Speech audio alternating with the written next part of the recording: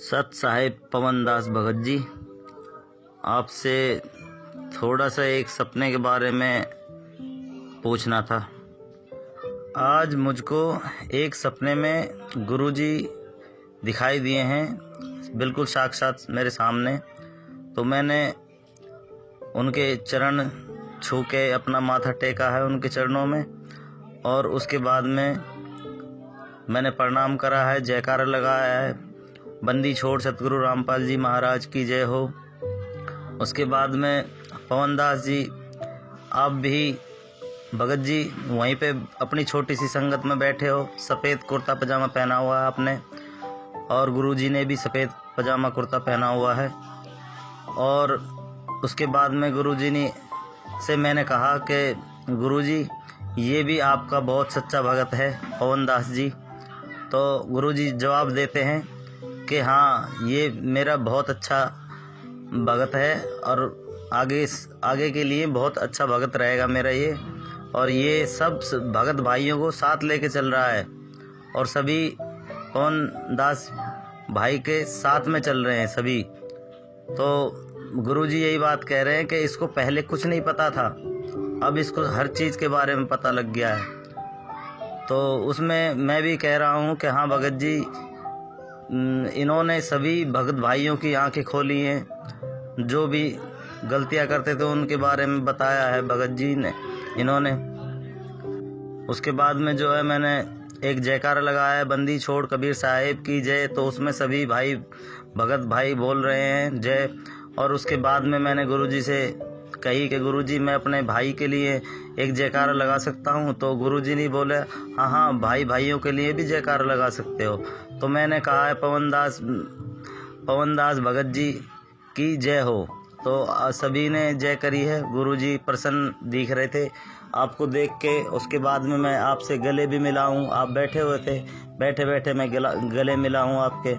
उसके बाद में मैंने अपनी गलती की क्षमा मांगी, क्योंकि मैं नादान, मेरे को कुछ नहीं पता था इसके बारे में, भक्ति के बारे में, और ना ही मैं कोई ज़्यादा ये लॉकडाउन में मैंने सत्संग सुने थे बस गुरुजी के। उसके बाद में काम करने लग गया, ऑटो चलाता हूँ मैं।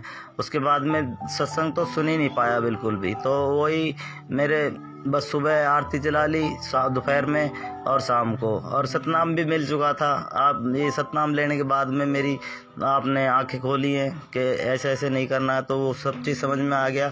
और आपका फेसबुक पे भी मैंने लाइक वगैरह कर रखे हैं, और मैं अब ज़्यादातर जाता नहीं हूँ वहाँ पे, और जहाँ पे नाम केंद्र सेंटर पे नहीं जाता बिल्कुल भी। पहले जाता था, एक दो बार गलतियाँ कर दी थी मैंने तो गया था। उसके बाद में जब से आपकी वीडियो सुनी है उसके बाद में मैं कभी भी नहीं गया, अब घर पे ही हूँ। और अभी भी मेरे से एक दो बार गलती हुई है, तो मैंने सिर्फ यही अपने परमात्मा से यही कहा है कि हे गुरुजी, आप मेरे को मेरी जो भी ये गंदी आदतें हैं ये आप छुड़वा दें, और आप मेरे को दर्शन दें, तभी शायद मैं छोड़ पाऊँगा। इस मन रूपी काल रूपी मन है मेरा, इसने मेरे को बहुत मतलब फंसा रखा है इसने। कभी क्या मन करता है, कभी क्या। तो अब मेरा दिमाग बिल्कुल खुल गया है, मेरे परमात्मा मेरे को दर्शन दे दिए हैं, और चरण भी स्पर्श करे हैं मैंने गुरुजी के। और मैं बहुत बहुत अपने आप को धन्यवाद कह रहा हूँ कि हाँ, मेरे को परमात्मा ने दर्शन दिए। आज मैंने हो गए कम से कम 8 महीने मेरे को भक्ति करते हुए, पर बीच में छोड़ देता था और वही काल रूपी मन हो जाता था मेरा। अब मैंने एकदम दृढ़ता पकड़ ली है एकदम कि अब आगे से कोई गलती नहीं करूँगा, और भक्ति लगातार रेगुलर करता रहूँगा। अब पहले मेरे को नादान था, नादानी कर बैठा कई बार, तो उसके लिए मैंने प्रार्थना कर रखी है गुरुजी से ही क्षमा मांगी। मैंने जब से आपकी वीडियो सुनी है तब से ही मैं गुरुजी के चरणों में ही, और अपना धर्म जो है हमने ख़त्म कर दिया है। बस अब एक ही परमात्मा हमारे गुरुजी महाराज, बस इसके अलावा और कोई भी नहीं। यही मैं अपने बच्चों को नाम दीक्षा दिला रखी है, दोनों लड़कों को, तीसरा भी छोटा है, और घरवाली को भी दिला रखी, उसने भी छोड़ दी थी भक्ति। अब उसके भी मन में आ रही है कि हाँ करूँ कि नहीं करूँ, पर उसके करेगी, सब परमात्मा ठीक कर देंगे। ठीक है पवन दास जी, यही एक छोटी सी रिकॉर्डिंग थी, मैं आपके पास भेज रहा था। शायद इसका कुछ उत्तर दे पाएँ आप, बताएं कि गुरुजी बहुत खुश हुए, आपसे प्रसन्न हुए। गुरुजी कह रहा है ये मेरा शिष्य है, बहुत प्यारा शिष्य है मेरा, जो अपने भगत भाइयों को साथ लेके चल रहा है। और आपसे भी मैं बहुत बहुत धन्यवाद कहता हूँ कि जो आप आए, आपकी वजह से बहुत भगत भाइयों की आंखें खुली हैं और सभी अब सही राह पर चल रहे हैं। मैं एक छोटा सा तुच्छ भगत हूँ, नादान भगत हूँ थोड़ा सा, बस इतना ही कह सकता हूँ। और इतनी मेरे अंदर दिमाग भी नहीं है इतना जो कि मैं ज़्यादा बोल सकूँ। आपसे बस यही निवेदन करता हूँ कि सत साहेब पवनदास भाई, आपको सत साहेब बंदी छोड़ सतगुरु रामपाल जी महाराज की जय हो। बंदी छोड़ सतगुरु रामपाल जी महाराज जी की जय हो। सत्साई भगत जी। भगत जी देखिए, वैसे तो जब से परम पूज्य सतगुरु रामपाल जी महाराज जी ने मुझे तुच्छ 2 कौड़ी के जीव पवनदास को अपनी शरण में लिया है और मुझे यथार्थ ज्ञान दिया है, मुझे धरती पे पैर रख के चलना सिखाया है, मुझे यथार्थता में जीना सिखाया है, उससे पहले मैं जो सपनों की उड़ान ले रहा था वो परमात्मा ने मेरी मिटाई और कहा बेटा यदि भक्ति करनी है तो परमात्मा के ज्ञान को आधार बना, परमात्मा के नियमों को निभा और जो आदेश आपको सत्संगों में दिए गए हैं उन आदेशों को सत्य मान के, भले आपने वो चीज ना देखी हो, आपने ना कभी सुनी हो, लेकिन आपको अपने गुरु को परमेश्वर मानते हुए प्रत्येक वचन को आपने लोहे की लकीर की तरह मानना पड़ेगा कि हाँ, मेरा गुरु जो वचन कह रहा है, जो शब्द कह रहा है, जो बातें बता रहा है वो बिल्कुल 1001% सत्य हैं। झूठ का तो इसमें लेस मात्र अंश भी नहीं होता। झूठ शब्द तो कहना भी महापाप का दोषी होना है।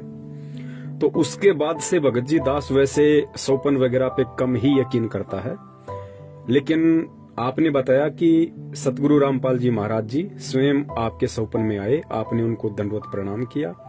तो भगत जी दास सतगुरुदेव जी की प्रेरणा से काफी समय पहले ही अपने लाइव शंका समाधान में एक वीडियो बना चुका है, जिसका विषय था कि सतगुरु रामपाल जी महाराज जी का वर्तमान का जो स्वरूप है, उस स्वरूप को अन्य कोई भी शक्ति धारण नहीं कर सकती है। अर्थात काल हो, चाहे देवी देवता हो, चाहे ब्रह्मा विष्णु महेश जी हो, चाहे दुर्गा हो, परम पूज्य सतगुरु रामपाल जी महाराज जी का रूप बनाकर उनके भक्तों को न भ्रमित कर सकती है, न धोखा दे सकती है। तो सोपन में यदि बंदी छोड़ आए हैं तो जाहिर सी बात है सोपन बिल्कुल सत्य है। और परमात्मा कहते हैं कि सोपन में बैराय के जय को कहिए राम, वाक्य पक्की पावड़ी मेरे तन को चाम। परमात्मा कहते हैं अगर सोपन में भी किसी भगत ने अगर मेरे नाम का सुमरण कर लिया, मेरा जयकारा लगा दिया, मेरा चिंतन कर लिया, मुझे दंडवत कर दिया, तो सोच लेना कि वो यथार्थ में ही दंडवत कर रहा है, वो यथार्थ में ही सुमरण कर रहा है। और सतगुरु का दर्शन केवल उसी पुण्यात्मा को होगा जो पुण्यात्मा अपनी भक्ति रूपी सफर में बिल्कुल सही चल रही है, परमात्मा की मर्यादाओं में चल रही है। ऐसी बात नहीं जिसको सोपन अभी नहीं आए हैं या नहीं आ रहे हैं तो वो भगत भाई बहन ये ना सोचे कि फिर हम भक्ति मार्ग पे सही नहीं चल रहे।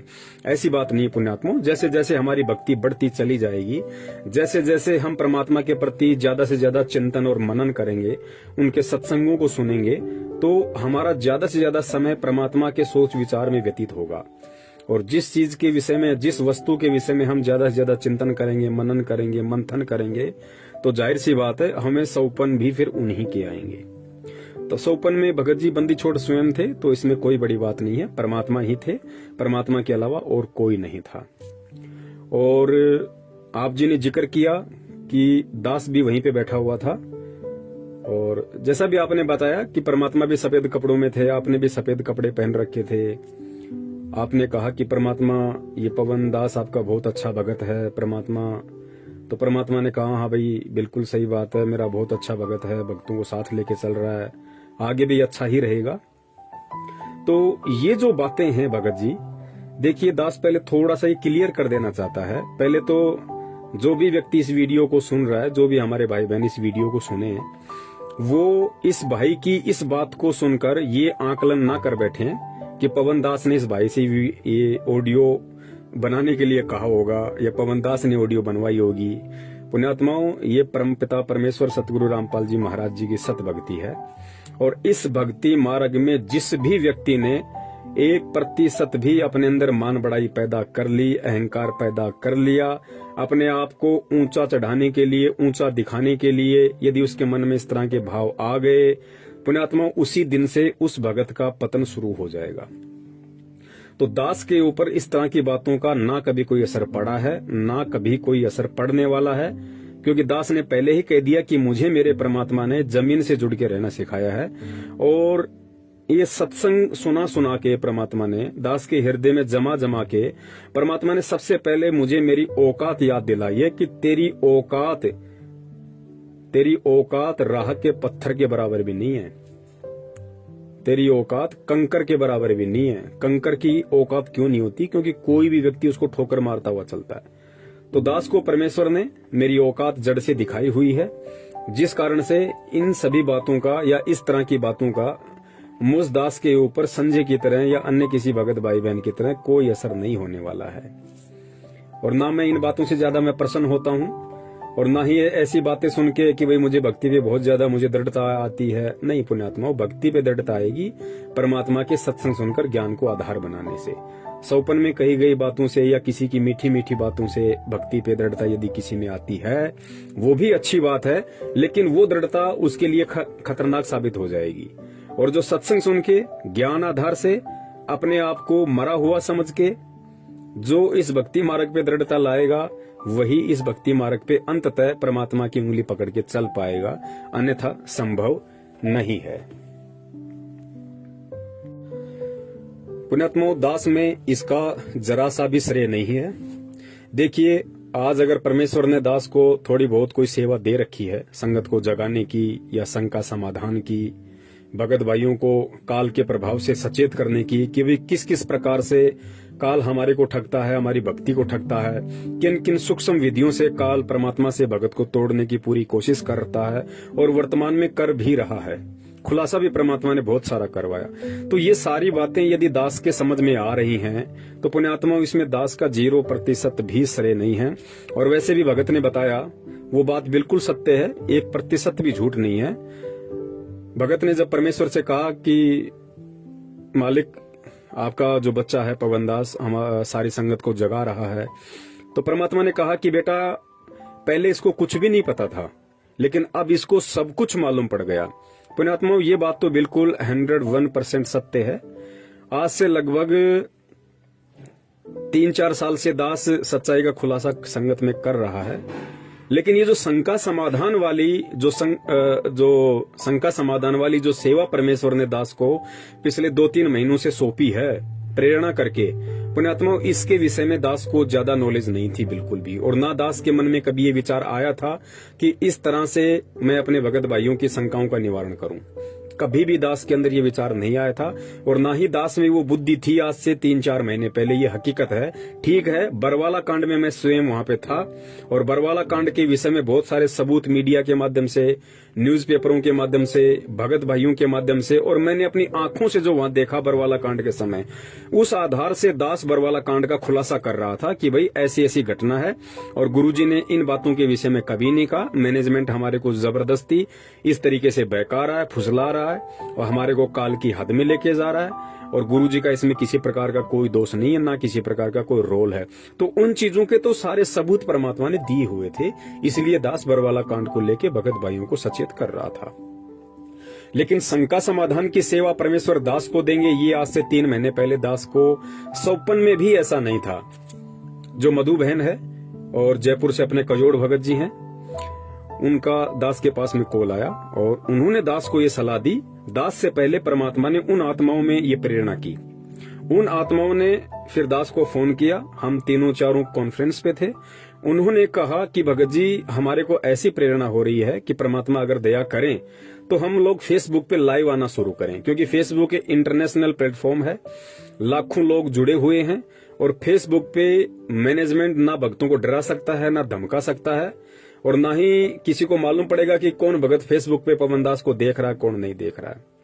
तो आप फेसबुक पे लाइव आना शुरू कीजिए, और जो भगत समाज की शंकाएं हैं आप उनको धीरे धीरे सोल्व करना शुरू कीजिए, परमेश्वर के ज्ञान आधार से, उनके आशीर्वाद से। तो दास को भी ये बात बिल्कुल सही लगी, उचित लगी, और दास ने कहा ठीक है भाई, यदि आप लोग कह रहे हैं और यदि परमात्मा की ऐसी मर्जी होगी तो दास भी अपने बंदी छोड़ से अरदास करेगा, और यदि दास को परमात्मा प्रेरणा करेंगे तो अवश्य हम सभी मिलकर इस सेवा को करेंगे। उसके बाद दास ने परमात्मा से प्रार्थना की अपने घर पे, तो परमात्मा ने ही दास को प्रेरणा की। प्रेरणा का मतलब ये नहीं होता पुण्यात्माओं कि भाई गुरुजी ने सामने आके दास को कहा कि हाँ बेटा आप ये सेवा करो, नहीं। प्रेरणा का मतलब होता है आत्मा, क्योंकि सतगुरु का तत्व ज्ञान जब जिस भी आत्मा को जो आत्मा ग्रहण कर लेती है और जो आत्मा मर्यादा में रहती है और गुरु को भगवान मान लेती है, उसके बाद में प्रेरणा का मतलब होता है गुरु का आदेश। प्रेरणा का मतलब होता है गुरु का आदेश। वो जो भगत मर्यादा में है, जो गुरु को भगवान मान चुका है, जो गुरु को आदि से अंत मान चुका है, गुरु जी को पहले गुरु जी को अपना अंतिम सहारा मान चुका होता है, जिसका ऊपर नीचे आगे पीछे चारों दिशाओं में सब कुछ उसका गुरु है। उसके माँ से बढ़ के उसके लिए उसका गुरु है, बाप से बढ़ के उसका गुरु है, भाई बहन रिश्तेदार बेटा बेटी काम धंधों से बढ़ के जिसने अपने गुरु को बड़ा मान लिया, उस भगत को फिर जो भी प्रेरणा होगी वो सत्य ही प्रेरणा होगी। उसमें काल का कहीं कोई झकझोल नहीं होता है, वो परमात्मा का आदेश ही मान लेना चाहिए जो मर्यादाओं में है और जो गुरु को भगवान मान चुका। ये विशेष पॉइंट ध्यान रखना, जो अपने गुरु को भगवान मान चुका है वो कभी फिर किसी मर्यादा को तोड़ेगा ही नहीं। उसको परमात्मा ऐसे चलाएंगे जैसे एक वैज्ञानिक रोबोट को चलाता है, क्योंकि रोबोट की अपनी कोई औकात नहीं होती है। रोबोट का जो रिमोट होता है वो वैज्ञानिक के हाथ में होता है। जैसा वैज्ञानिक उसको फंक्शन करेगा वैसा ही वो चलेगा।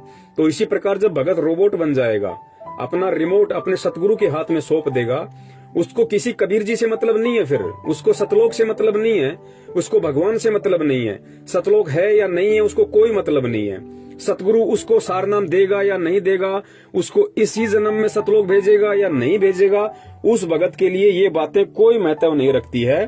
उसने केवल अपने गुरु के ज्ञान की पूंछ पकड़ ली है और उसने अपने गुरु को ही अपना सर्वे सर्वा मान लिया है। तो ये गुरु के ऊपर निर्भर करता है कि गुरु कब उसको किस नाम के लायक समझेगा, गुरु कब और किस जन्म में किस समय उसको सतलोक लेके जाएगा नहीं लेके जाएगा, इस बात की चिंता फिर उस भगत को नहीं होती जो अपना सर्वस्व अपने गुरुदेव को सौंप देता है। और ऐसी आत्माओं का वो नुक्ता होता है। और गुरुदेव कहते हैं कि नुक्ते ऊपर रिझे गारे तेरे करोड़ कर्म जल जाएं। यानी ऐसा नुक्ता, ऐसी कोई तेरा कर्म, ऐसा कोई तेरा पुण्य, ऐसी कोई तेरी सेवा जो तेरा नुक्ता बन जाए। नुक्ते का मतलब होता है वो पॉइंट, वो टर्निंग पॉइंट, कि गुरु उसके ऊपर प्रसन्न हो जाए, तेरे उस वचन पे, तेरी उस सेवा पे, तेरे उस कर्म पे, उसको नुक्ता कहते हैं। और कहते हैं नुक्ते ऊपर रीझे गारे तेरे करोड़ कर्म जल जाएं। परमात्मा सब कुछ इस काल के बंधन सेकंडों में उस भगत के तोड़ के रख देता है। और ये वाणी फिर उस भगत के ऊपर लागू होती है जो इस तरीके से अपने आप को गुरु के प्रति समर्पित कर देता है। फिर परमात्मा कहते हैं कि तुम कर दो पल में पार हो जा रजा तेरी। परमेश्वर की वाणी है कि तुम कर दो पल में पार हो जा रजा तेरी। पल में परमात्मा पार कर देगा। एक हाथ यहाँ पे और दूसरा पैर वहाँ पे सतलोक में होगा। ना कोई त्रिकुटी, ना कोई ब्रह्मा विष्णु महेश का कर्जा, ना कोई काल का कर्जा, ना उसके 10वें द्वार पे जाके उसके सिर पे पैर रखना, ना भंवर गुफा में जाना, ना सुन में जाना, ना मानसरोवर में नहाना। परमात्मा एक पैर यहाँ तो दूसरा पैर सीधा उसका सतलोक में मिलेगा। वो होता है नुक्ता। और वो नुक्ता तभी बनता है जब ज्ञान आधार से और वास्तव में अपने हृदय से, अपनी आत्मा से एक भगत अपने गुरु को ही अपना सब कुछ मान लेता है। गुरु से बढ़कर ना उसके लिए भगवान है, ना या संसार का कोई प्राणी है, कुछ नहीं, बस सब कुछ गुरु। तो फिर परमात्मा उस आत्मा के सारे बंधन तोड़ देता है। तो ऐसी आत्मा को फिर जो भी प्रेरणा होगी वो सत प्रेरणा होगी, परमात्मा का वो सन्मुख आदेश ही मान लेना चाहिए। तो पुण्यात्माओं, जो भी भाई ने कहा है वो बातें बिल्कुल सही हैं। दास को आज से पहले बिल्कुल भी नॉलेज नहीं थी शंका समाधान के विषय में, और ना ही दास के मन में 1%। दास अपने सतगुरुदेव जी की चरणों की सौगंध खा के कहता है कि दास को शंका समाधान का जो प्रोग्राम जब से चला है आज से 2.5-3 महीने पहले से, उससे पहले दास के दिलो दिमाग में भी नहीं थी कि आगे चल के दास शंका समाधान के लिए भी निमित्त बनेगा। बिल्कुल जैसे ही मधु बहन का फोन आया, कजोड़ भाई का फोन आया, उन्होंने दास को अवगत करवाया, तो दास ने परमात्मा से प्रार्थना की और परमात्मा ने फिर दास को प्रेरणा की कि हाँ बेटा, बिल्कुल ये आपकी सेवा बनती है भाई, ये आपकी जिम्मेदारी है, ये आप ही के भगत भाई बहन है, किसी और के नहीं है। चाहे मैनेजमेंट के पीछे फंसे हों या चाहे वैसे मनमुखी होके चल रहे हों, ये सब आपके ही भाई बहन हैं।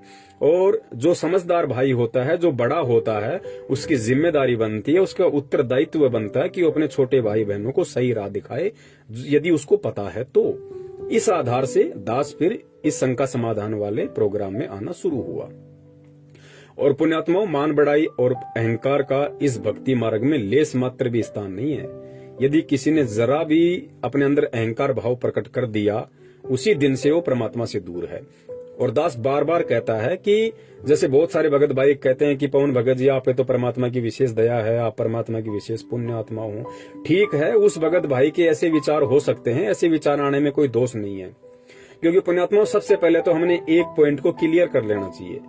जिस भी आत्मा ने सतगुरु रामपाल जी महाराज जी से नाम दीक्षा ले ली, और जो व्यक्ति 1 साल भी इस भक्ति मार्ग पे टिक गया, इस भक्ति मार्ग पे परमात्मा की भक्ति करते करते, सत्संग सुनते सुनते जिसको 1 वर्ष हो गया हो, उसके हृदय में यहाँ का ना कोई व्यक्ति गुरु का स्थान ले सकता, ना ब्रह्मा विष्णु महेश जी गुरु का स्थान ले सकते, ना काल ले सकता, ना दुर्गा ले सकती। कोई भी व्यक्ति उस भगत के हृदय में एज ए परमात्मा, एज ए गुरु प्रविष्ट नहीं हो सकता, समा नहीं सकता। चाहे वो अपनी किसी गलती से या चाहे अपने किसी माड़े कर्म से, चाहे वो भक्ति छोड़ दे, चाहे वो दूसरे पंथ में जाके अपना कोई नया गुरु बना लिया हो, लेकिन फिर भी वो परमात्मा का तत्व ज्ञान उसके अंदर, वो लहरें हमेशा हिलोरे मारती रहेंगी, उसको ढंग से जीने नहीं देंगी। उसको वो संतुष्टि, वो आत्म संतोष उसको इस दुनिया में कहीं नहीं मिलेगा। भले ही उसने शंकराचार्य को अपना गुरु बना लिया हो, संत रामपाल जी महाराज जी की भक्ति छोड़ के, लेकिन वो चीजें हमेशा उसके अंदर कांटे की तरह चुभती रहेंगी कि भाई बंदी छोड़ तो एक ही है दुनिया में। और जो ज्ञान संत रामपाल जी महाराज जी ने दे दिया, भाई उस ज्ञान के बराबर तो किसी के पास ज्ञान का टपका भी नहीं है। तो पुण्यात्माओं, ठीक इसी प्रकार अभी जैसे हिमाचल में जो संजय है, ठीक है, वर्तमान में वो गुरुद्रोही हो गया है। उसने स्वयं भक्तों को आशीर्वाद देना, जो हाथ की मुद्रा होती है, जैसे हमारे परमेश्वर कर सकते हैं और कोई नहीं कर सकता, लोगों को दंडवत करवाता है, 56 प्रकार के भोग लगवाता है, फिर खुद ही खाता है। ठीक है, वो गुरुद्रोही हो गया, इसमें कोई संशय नहीं है, बिल्कुल वो 101% गुरुद्रोही है। लेकिन उसके पीछे भी जो 20-25 भगत लगे हुए हैं, पुण्यात्मा विचार कर लेना, वो संजय को अपना गुरु नहीं मान रहे। भले ही संजय ने अपने आप को गुरु घोषित कर दिया, लेकिन संजय ने अपने आप को गुरु घोषित किया है तो गुरु जी को ऊपर रखा है। आप इस पॉइंट को ध्यान रखना। दास उसका फेवर नहीं कर रहा, लेकिन दास आपको हकीकत बता रहा है इस भक्ति मार्ग की, कि परमात्मा का तत्वज्ञान एक किसी भी आत्मा के अंतःकरण में प्रविष्ट होने के बाद में क्यों गुरु उसके अंदर से नहीं निकल सकता। संजय ने गुरु जी को फिर भी ऊपर रखा। ये संजय की चालबाजी है, ये उसका षड्यंत्र है। उसको अच्छे से पता है, यदि मैं गुरु जी को ही साइड में कर दूंगा तो कोई भगत आश्रम में नहीं टिकने वाला। इसलिए उसने एक चाल चली, क्योंकि काल इसी प्रकार से सूक्ष्म चाल चलता है। उसने गुरु जी को फिर भी ऊपर रखा कि गुरु जी तो परमात्मा है, मैं उनका संत हूँ। सतगुरु अलग होता है, संत अलग होता है, मेरे को परमात्मा ने निमित्त बना रखा है। वो अपनी फोटो के ऊपर गुरु जी की फोटो लगाता ताकि वो आत्माएं भ्रमित होके और मेरे पीछे लगी रहें। भले ही वो आत्माएं, चाहे वो 20 भगत हों, चाहे 25 भगत हों, भले ही वो दंडवत संजय को करते हैं, लेकिन उनके हृदय से गुरुजी निकल नहीं रहे। उनके हृदय से परमात्मा को कोई निकाल नहीं सकता। और जिस दिन संजय ने गुरुजी की फोटो हटा दी, आज समझ लेना उसी दिन से वो आत्माएं दूर हो जाएंगी, उससे ऑटोमेटिक दूर हो जाएंगी। क्योंकि वो आत्माएं अगर जुड़ी हुई हैं तो उनको बेचारियों को भ्रमित कर रखा है, उनका माइंड वॉश कर रखा है कि गुरुजी ही भगवान हैं, लेकिन गुरुजी ने निमित्त मुझे बना रखा है। शास्त्रों में ऐसा विधान है, गीता जी में एक जगह ऐसा लिखा हुआ है, तुम ऐसा करोगे तो ऐसा होगे। ये काल भगवान का बहुत बड़ा षड्यंत्र, बहुत बड़ी चाल होती है। धोखे में कोई भी आत्मा आ सकती है, कोई बड़ी बात नहीं है। तो वो जितने भी 15-20 आत्माएं हैं वो बेचारी धोखे का शिकार हैं, क्योंकि उस नालायक ने परमात्मा तो केवल मतलब संत रामपाल जी महाराज जी को ही घोषित कर रखा है, लेकिन काम नीचे सारे काल भगवान वाले कर रहा हो। इस वजह से वो आत्माएं बेचारी थोड़ी सी भ्रमित हैं। तो दास यहाँ पे ये कहना चाह रहा है कि जो भी भगत भाई बहन दास के प्रति इस तरह के भाव रखते हैं एज ए गुरु भाई, कि पवन भाई बहुत अच्छी आत्मा है, बहुत अच्छी सेवा कर रहा है, आप परमात्मा की विशेष आत्माएं हो, तो बहुत सारे भाई कह देते हैं कि भाई ये भाव तो परमात्मा में होने चाहिए, पवन भगत जी के प्रति नहीं होने चाहिए। बिल्कुल उसकी भी बात सही है, लेकिन उस पुण्यात्मा को ये सोचना चाहिए कि वो भगत भाई बहन यदि ये शब्द बोल रहा है तो उसके अंदर के भाव क्या हैं। तुम खाली उसकी जुबान को मत देखो, वो पवन की कोई बढ़ाई नहीं कर रहा, पवन को कोई सिंहासन पे नहीं बैठा रहा, पवन को कोई as a Guru, as a कोई भगवान नहीं देख रहा हो, वो पवन को एज ए गुरु भाई ही देख रहा है, एज ए गुरु भाई ही देखेगा वो। और एज ए गुरु भाई देखने में किसी को कोई दोष नहीं है, पवन भी किसी को देख सकता है। यदि ऐसा कोई परमात्मा का बच्चा हो तो पवन भी उसको उसी स्थान पे देख सकता है कि भगत जी वास्तव में आप पे तो परमात्मा की विशेष दया है, आप जी तो बहुत अच्छी निर्भरता से परमात्मा की सेवा कर रहे हो। तो इसमें कोई दास ये थोड़ी कि उस भगत को दास एज ए मतलब एज ए संत रामपाल जी महाराज जी देख रहा है या एज ए अपना गुरु देख रहा है, नहीं।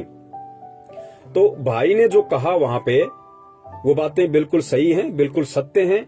देखो भक्ति मार्ग में पुण्यात्माओं ना कोई सीनियर होता है ना कोई जूनियर होता है, ये सारी बातें परमात्मा ने बता रखी हैं, हमने सुनी या नहीं सुनी ये एक बात अलग है। इस सतगुरु रामपाल जी महाराज जी के सत भक्ति मार्ग में ना कोई छोटा है ना कोई बड़ा है, ना कोई सीनियर है ना कोई जूनियर है।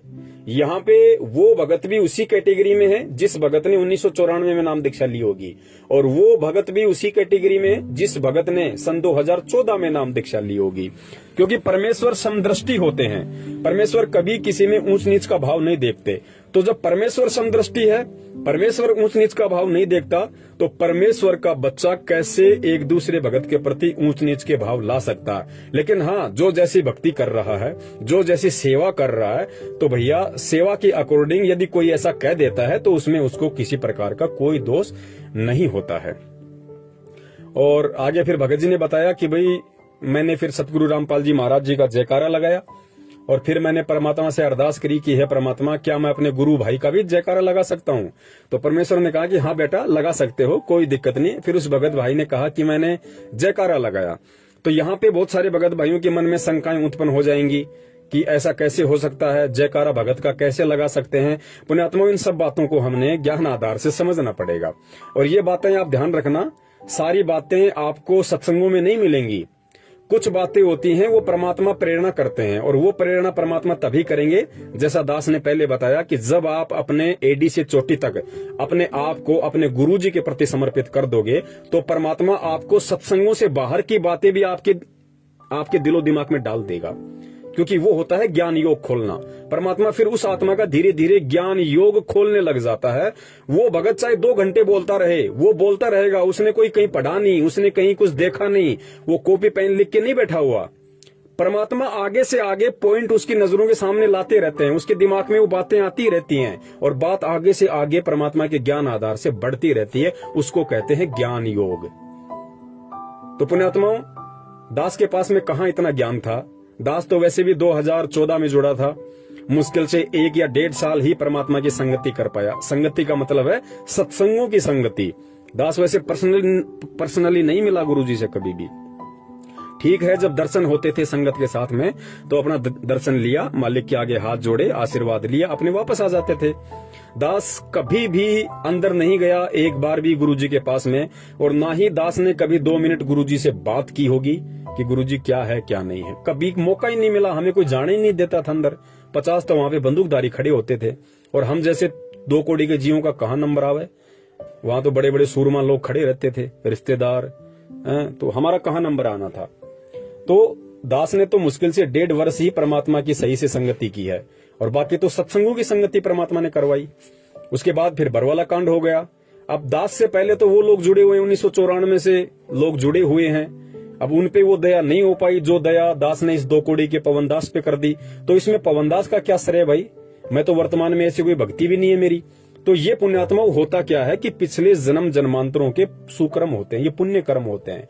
भक्ति कर्म से ही ज्ञान योग खुलेगा। आपने दान चाहे कितना ही कर रखा है, दान ज्यादा करने से ज्ञान योग नहीं खुलता, भक्ति ज्यादा करने से ज्ञान योग खुलता है। परमात्मा की मर्यादाओं में ज्यादा रहने से ज्ञान योग खुलता है, ज्ञान को आधार बनाने से ज्ञान योग खुलता है। तो दास के पिछले जन्म के ऐसे कोई भक्ति कर्म होंगे, वो बंदी छोड़ी जाने, उस आधार से परमात्मा ने या फिर वर्तमान के परमात्मा ने दास के अंदर कुछ भाव पैदा किए। देखो, भाव भी परमात्मा ही पैदा करता है, हमारी औकात नहीं कि हम परमात्मा के प्रति भाव पैदा कर लें, हम परमात्मा को परमात्मा मान लें। या हम जैसे गुरु को भगवान मान ले, ये आप और हमारी औकात नहीं है। परमात्मा ही सारे नुक्ते बनाता है, परमात्मा ही अंदर प्रेरणा करता है, फिर परमात्मा ही भगत के अंदर वो बातें डालता है, फिर भगत के अंदर वो भाव पैदा होते हैं, फिर वो सारी चीजें बनती हैं। तो परमात्मा ही सब कुछ करता है। और मालिक की वाणी भी है कि करे करावे साइया और मन में लहर उठावे, दादू सिर दरजीव कर आप बगल हो जावे। तो पुण्यात्माओं, शंका समाधान के माध्यम से जो भी कुछ हो रहा है, ये परमात्मा ही सब कुछ दास को निमित्त बना के करवा रहे हैं। दास का इसमें किसी प्रकार का कोई रोल, कोई श्रेय नहीं है। यदि लाखों की संगत में से परमात्मा ने एक पवन दास को चुना है, तो पुण्यात्माओं, इसमें पवन दास का कोई श्रेय नहीं है, ना पवन दास कोई विशेष है। पवन दास से पहले तो बहुत बड़े बड़े सारनामी लोग बैठे हुए हैं, जो अपने आप को बहुत बड़े बड़े भगत मानते हैं, बड़ी बड़ी पोस्ट पे हैं, बड़े बड़े वर्ल्ड कोऑर्डिनेटर बने हुए हैं, स्टेट कोऑर्डिनेटर बने हुए हैं, दो स्टेट के कोऑर्डिनेटर बने हुए हैं। कुरुक्षेत्र से हमारे पुरुषोत्तम दास भाई जी। तो पुण्यात्माओं, इसमें दास का कोई रोल नहीं है किसी भी प्रकार का। और रही बात जयकारे की, तो जयकारे का मतलब क्या होता है पुण्यात्माओं? देखो, जयकारा लगाने के बाद में परमात्मा प्रसन्न हुए, इसका मतलब है कि वो चीज गलत नहीं थी। अब वो गलत क्यों नहीं थी, इसको हमने ज्ञान आधार से समझना पड़ेगा। पुण्यात्माओं, भगवान के बाद जगत में यदि किसी की कीर्ति हुई है, यदि किसी की कीर्ति होती है, तो केवल भगत की होती है।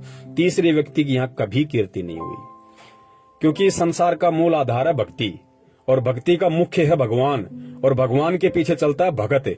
तो सबसे पहले यहाँ पे भगवान की कीर्ति होती है, भगवान की महिमा होती है, और भगवान से प्राप्त उपदेश, भगवान से प्राप्त ज्ञान, और वो भक्ति करके फिर यदि किसी की कीर्ति हुई है, किसी का यश हुआ है, दुनिया ने यदि किसी का जयकारा लगाया है, तो केवल भगत का लगाया। फिर मीराबाई के लोगों ने जयकारे लगाए, धना भगत के जयकारे लगाए, नानक जी के जयकारे लगाए, आज भी लग रहे हैं उन पुण्यात्माओं के। तो भगत के बाद में, भगवान के बाद में भगत के ही जयकारे लगते हैं। तो परमात्मा ने इस दृष्टिकोण से, क्योंकि जिस समय 54 में उस पुण्यात्मा ने गुरुजी से जो ये पूछा कि गुरुजी क्या मैं अपने भगत भाई का भी जयकारा लगा सकता हूं, तो परमात्मा अंतर्यामी होते हैं। परमात्मा को पता था कि ये अपने भगत भाई का जयकारा एज ए गुरु नहीं लगा रहा, एज ए गुरु भाई लगा रहा है, कि मेरे भाई ने मेरे ही सतगुरु से प्राप्त ज्ञान आधार से जो संगत को जगाने का काम किया है, या जिस तरीके से वो परमात्मा की सेवा कर रहा है उनके चरणों में रह के, उस आधार से वो इसका अधिकारी है। इसलिए उस भाई ने परमात्मा से इस आधार से प्रार्थना की थी। और परमेश्वर अंतर्यामी है, तो परमेश्वर ने इस बात को समझ के कहा कि हाँ भाई, एज ए गुरु भाई आप जयकारा लगा सकते हो। लेकिन पुण्यात्मा, वो 54 में ही मालिक ने उनको आदेश दिया था। वर्तमान में हमने ऐसा नहीं करना, कहीं कोई भगत भाई बहन ये समझे कि लो भाई हम पवन भाई का जयकारा लगा दें। पुण्यात्मा, ये गलती नहीं करनी बिल्कुल भूल के भी, वरना इसके दोषी आप स्वयं हो जाओगे। सतगुरु के रहते सहते, जब तक सतगुरु रामपाल जी महाराज जी इस पृथ्वी पे हैं, तब तक आप उनके अलावा किसी भी भगत भाई का यथार्थ में जयकारा नहीं लगा सकते। और बाद में तो हम सभी के जयकारे लगेंगे भाई। जो आज सतसेवक बन के परमात्मा की सत भक्ति मार्ग पे डटे हुए हैं, गुरु के ज्ञान को आधार बना के स्वयं चल रहे हैं, दूसरे भाइयों को चलने की सलाह दे रहे हैं, पुण्यात्माओं, जब हमारा यहाँ से शरीर छूट जाएगा, उसके बाद हमें मतलब ही नहीं चाहे हमारा जयकारा लगे या ना लगे, लेकिन पुण्यात्माओं जयकारा लगेगा आने वाली पुण्यात्माओं के लिए, उनको उदाहरण पेश करने के लिए कि वो जैसे भगत थे, जैसा वो कर गए, उस तरीके से तुम करोगे तो तुम्हारा बेड़ा पार होगा। जैसे आज गुरुजी नानक जी के विषय में बताते हैं, धर्मदास जी के विषय में बताते हैं, अपने आप को छुपाते हुए गरीबदास जी महाराज जी के विषय में बताते हैं, दादू जी के विषय में बताते हैं, मीरा के विषय में बताते हैं, धना भगत के विषय में बताते हैं। वो भी तो भगत थे, लेकिन उनके जयकारे उस समय नहीं लगे, उनके जयकारे जाने के बाद आज लग रहे।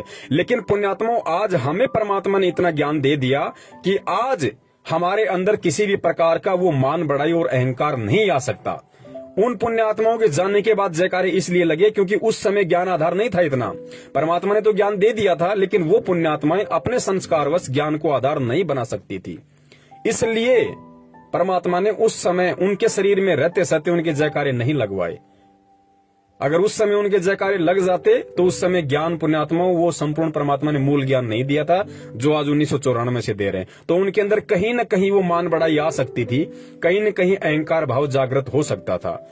लेकिन आज परमेश्वर ने पूरा पिटारा खोल दिया अपने तत्व ज्ञान का, संपूर्ण खुलासा कर दिया अपने मूल ज्ञान का। आज भी वैसे तो दास कह नहीं सकता, अगर कोई 1% अगर बड़ी मुश्किल से कोई हुआ ऐसा भगत भाई बहन जिसके मन में इस तरह का दोष आ जाए तो बात अलग है, अन्यथा 99% भगत भाई बहनों के जो परमेश्वर सतगुरु रामपाल जी महाराज जी की शरण में हैं, उनके अंदर किसी भी प्रकार की मान बढ़ाई और अहंकार घर नहीं कर सकता। अब आप कहेंगे कि संजय के अंदर ऐसा क्यों हुआ? भैया, संजय को पहले से ही काल ने भेजा हुआ था। संजय को जब इस पृथ्वी पे जन्म मिला तो उसको जन्म दिया काल ने, ध्यान रखना इस बात को। उसको काल ने अपना दूत बना के यहाँ पे भेजा हुआ था। जो आज वो कर्म कर रहा है उस हिसाब से दास बता रहा है। अब आप कहेंगे भगत जी काल का दूत कैसे हुआ? वो तो परमात्मा से नाम लिया, परमात्मा की भक्ति कर रहा था, बरवाला कांड की सच्चाई भी बता रहा था। भाई, जब इस चीज को हमने ज्ञान से समझना पड़ेगा। कमाल को परमात्मा ने काल का विशेष दूत बताया था कि काल ने उसको विशेष रूप से इस भक्ति मार्ग को अवरुद्ध करने के लिए भेजा था। अब काल ने भी तो गुरुजी का नाम लिया, उसने कमाल ने भी तो गुरुजी का नाम लिया था। कमाल भी तो भक्ति कर रहा था, कमाल भी तो गुरुजी का प्रचार कर रहा था। फिर आगे चल के वो काल का दूत कैसे बन गया? स्वयं गुरु बन के कैसे बैठ गए भैया? तो पुण्यात्माओं, ये समय आने पे काल के दूत अपना रंग दिखा देते हैं। जिस सेवा के लिए काल ने उनको भेजा है वो सेवा वो अपनी अवश्य करते हैं। तो काल जो संजय था वो शुरू से ही काल का दूत था। और आप और हमारा सौभाग्य जो परमात्मा ने हमें बचाया, उसके साथ रहते सहते भी परमात्मा ने बचाया। पुण्यात्मा, उसने दास को बहुत भरमाने की कोशिश की, बहुत भटकाने की कोशिश की कि तू सर्वानंद की आत्मा है, तू ऐसा है, तू वैसा है। लेकिन दास के ऊपर 1% भी इस बात का असर नहीं हुआ कि मैं सर्वानंद की आत्मा हूं तो मैं बहुत बड़ी आत्मा हूं। दास हमेशा ये सोचता था कि यदि मैं सर्वानंद की आत्मा हूं भी तो मेरे से बड़ा नीच, मेरे से बड़ा दुष्ट कोई नहीं होगा जो मैं उस समय परमात्मा को चूक गया। और यदि मैं सर्वानंद की आत्मा हूं तो मुझे अपनी उन गलतियों पर ध्यान देना चाहिए, मुझे अपनी उन कमजोरियों पर ध्यान देना चाहिए जिन कमजोरियों के चलते मैं 650 साल पहले पार नहीं हो पाया। सर्वानंद का ढोल नहीं पीटना चाहिए। मुझे अपनी उन कमजोरियों को परमात्मा से प्रार्थना कर करके याद करना चाहिए कि परमेश्वर, मुझ नीच से 650 साल पहले ऐसी कौन सी मिस्टेक हो गई, ऐसी कौन सी गलती हो गई परमात्मा, जो साक्षात आप धरती पे थे आज की तरह और आपसे ज्ञान और नाम लेने के बाद मैं सतलोक नहीं जा पाया। तब तो है फायदा। और जो अपने आप को फिर सर्वानंद या नानक समझ के फूल जाए डफ की तरह और अपने आप को पुजवाने लग जाए, फिर उससे बड़ा दुष्ट और नीच प्राणी भी दुनिया में कोई नहीं, जैसा कि संजय ने किया। तो पुण्यात्माओं, इस प्रकार हमने हर चीज को परमात्मा के ज्ञान आधार से समझना पड़ेगा। अब ये ऑडियो बनाना इसलिए भी जरूरी था क्योंकि भगत भाई ने खुद ये दास के पास ऑडियो भेजी थी और उन्होंने इस सौपन का समाधान चाहा कि भगत जी, मैं कुछ ज्यादा समझ नहीं पाया, आप थोड़ा सा इसको क्लियर करो। तो सौपन ऐसे बहुत सारे भगत भाइयों को भी आते रहते हैं, तरह तरह के सौपन आते रहते हैं। तो दास तो यही निवेदन करेगा कि फालतू के सौपन पे ध्यान देना नहीं, और जिस सौपन में बंदी छोड़ सतगुरु रामपाल जी महाराज जी आपको दर्शन दें, उस सौपन को आप बिल्कुल यथार्थ माने, बिल्कुल सही माने, और फिर उस पे ज्ञान आधार से विचार विमर्श करें, चिंतन मंथन करें। और ध्यान रखना, यहाँ छोटा बड़ा कोई नहीं है, सब एक ही कैटेगरी के हैं। परमात्मा की नजर में भले ही पवनदास जो है ये सेवा कर रहा है, लेकिन इसमें पवनदास का कोई रोल नहीं है। क्या पता आज से 2 साल बाद या आज से 1 साल बाद या 1 महीने बाद परमात्मा आप जियों से वो सेवा ले ले जो सेवा पवनदास कर ही नहीं सकता, जिस सेवा के लायक पवनदास है ही नहीं। क्या पता परमात्मा आपसे वो सेवा ले ले, क्योंकि जब परमात्मा ने तोताद्री नाम के शहर में, जब इस दुनिया पे करोड़ों की संख्या में मानव शरीर वाले प्राणी थे और उस समय परमात्मा ने वेदों के मंत्र हिंदी में और संस्कृत में केवल एक झोटे से बुलवाए। क्या उस समय परमात्मा किसी व्यक्ति से नहीं बुलवा सकते थे? लेकिन परमात्मा ने वहां पे अपने समर्थता दिखाई थी कि बंदी छोड़ क्या नहीं कर सकता। परमात्मा को जरूरी नहीं कि कोई पवनदास को निमित्त बनाए या किसी मधु बहन को निमित्त बनाए या किसी कजोड़ भाई को निमित्त बनाए या जितने भी हमारे सत्सेवक भाई बहन हैं, परमात्मा उन्हीं को निमित्त बनाए। ये तो हमारे कर्म बनने पुण्यात्मा, हमें सोचनी चाहिए बात तो कि परमात्मा हम आपके ऋणी हैं, परमेश्वर हम शुक्रगुजार हैं, हम अपने आप को धन्यवाद देते हैं कि बंदी छोड़ आपने हमें इस लायक समझा, इन सेवाओं के लायक समझा जो हमारे कर्म बन रहे हैं। बाकी पुण्यात्माओं, परमात्मा तो गधे को भी निमित्त बना के चारों शंकराचार्यों को ज्ञान चर्चा में फेल करवा सकता है। तो हमने इन चीजों को भूलना नहीं चाहिए। तो यहाँ पे ना कोई पवन बड़ा है, ना कोई दूसरा भाई छोटा है, ना पवन सीनियर है, ना दूसरा भाई जूनियर है। ये परमात्मा का भक्ति मार्ग है और ऐसे भाव किसी के अंदर आने भी नहीं चाहिए। इतना ज्ञान लेने के बाद में सेवा परमात्मा ने दे रखी है, उसके संस्कार के हिसाब से दे रखी है, इसमें उस भगत का कोई रोल नहीं है। कि सोचे कि भाई इस भगत ने ये कर लिया। भगत कुछ नहीं कर सकता, भगत पत्थर है, भगत 2 कौड़ी का जीव है, भगत की कोई औकात नहीं है। भगत ने करना होता तो पहले कर लेता ना, आज क्यों कर रहा है? तो ये सारा खेल परमात्मा का है। सद्बुद्धि परमात्मा देता है, प्रेरणा परमात्मा करता है, आगे बढ़ने की हिम्मत परमात्मा करता है। और परमात्मा इस तरह की सेवा, इस तरह की हिम्मत, इस तरह की प्रेरणा अपनी हर उस आत्मा के अंदर करने के लिए तैयार बैठा है जो पुण्यात्मा गुरु को भगवान मान ले। परमात्मा तो तैयार बैठा है प्रमाण पत्र बांटने के लिए, अगर कोई लेने वाला भी तो हो।